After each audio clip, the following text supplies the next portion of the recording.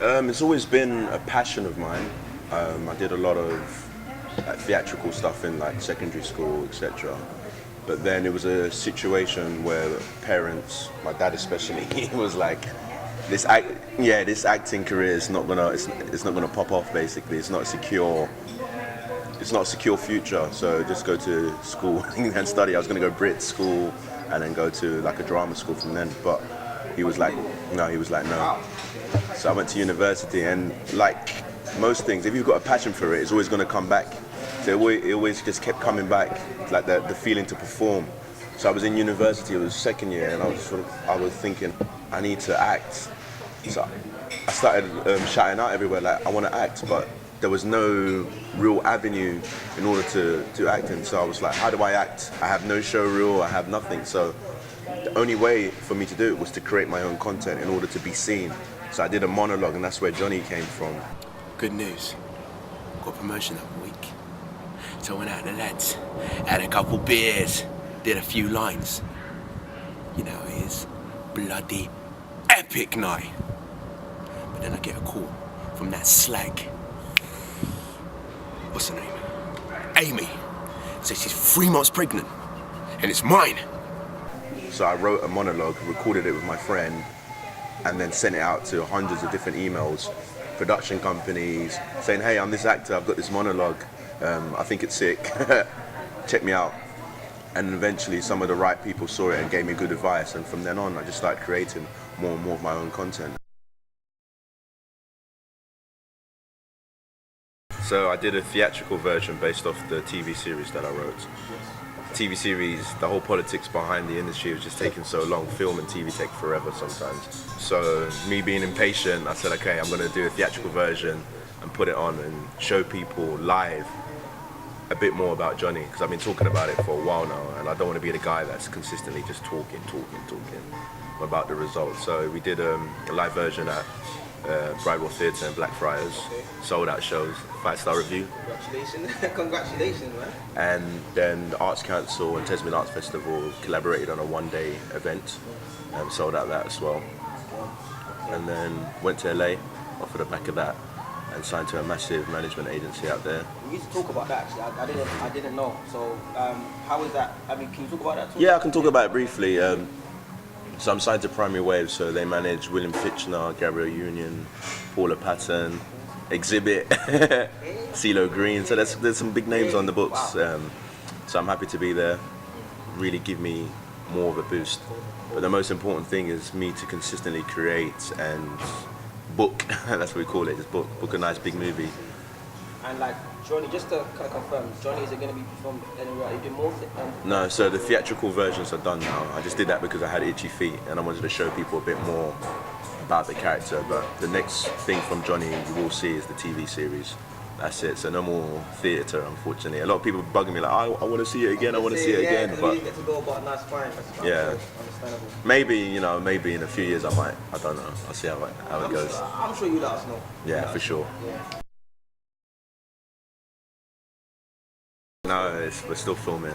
Hence the reason why the beard. The beard. I've got a bit of 2-day stubble, but we'll cut it off. It's clean it up, man. Yeah. It's not right. It's a great process. The cast, the crew, everyone's amazing. And mainly the boys on set, they're like my brothers, really. So when it does finally come out, people are going to be in for a real good surprise because the chemistry on set is incredible. I mean, you know what? Kwame, like for those, I guess, young actors, like, how do they get involved in stuff like that? I'm sure you have agents that kind of get you involved, but how did you get involved? Just for people that want to know, how do I really, you know? Well, the thing is, with acting, there's no real blueprint. Everyone has their own direction. A lot of people would say go to school, you go to a drama school, a theatrical school, you could go to a RADA, you could go to Guildhall, whatever. But if you didn't have the opportunity or for whatever reason you didn't have the money, there's all different avenues. Create your own content, put it online, and just take acting workshops, acting classes, and eventually build your craft. And eventually, if you're consistent and good enough, you will be seen, and eventually the opportunity will come. But to say there's a direct route into acting, there's no blueprint. Otherwise, everyone would be doing it. My way was totally different from 1,000 other people. Everyone has their own journey. But the thing now, especially with the digital age, is if you want to be an actor and you don't know where to go, just create your own content.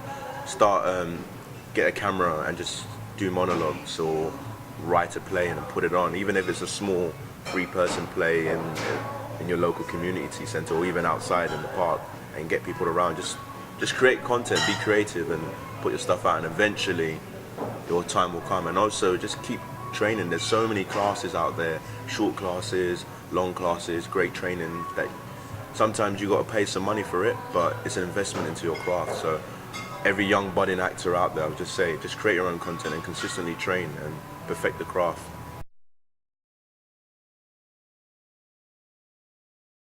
I started writing this novel about this character. So it's the journey of this guy called Kwame. He's an author, best-selling author, and he writes romance books under a female pen name, and he's a best-selling author. So it's the escapades and his journeys and the people that he goes through.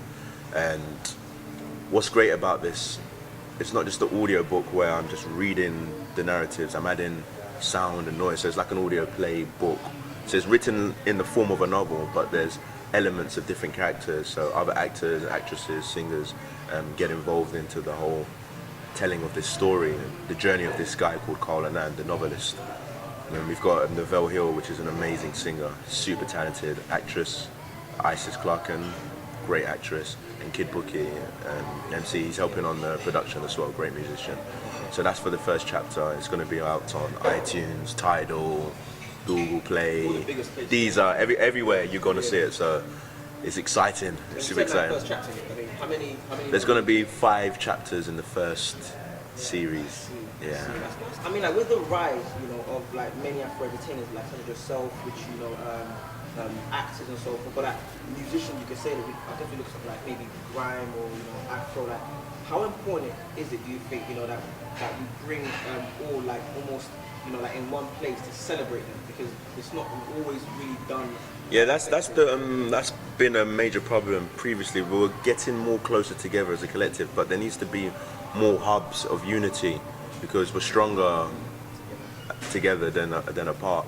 And I feel like moving forward from the UK culture, we're seeing a lot more of that, especially within the grime scene and within the music scene, etc. And that's why there's a bigger rise. There's more unity. And I feel that it's only going to be greater, because with unity comes more success, more power, greater minds. That's what I think, yeah. So Kwame, I mean, just before ending, like, please tell us anything you got coming up, you know, so we can look out for you. Anything, like, I know we can't, as you said, acting, you can't set stuff in stone yet, but... Yeah, there's certain things like NDAs that we've had to sign, but the most important one is the Novelist. Yeah. Okay, yeah. So that should be out for pre-order end of the month, and in March then you can get it fully there.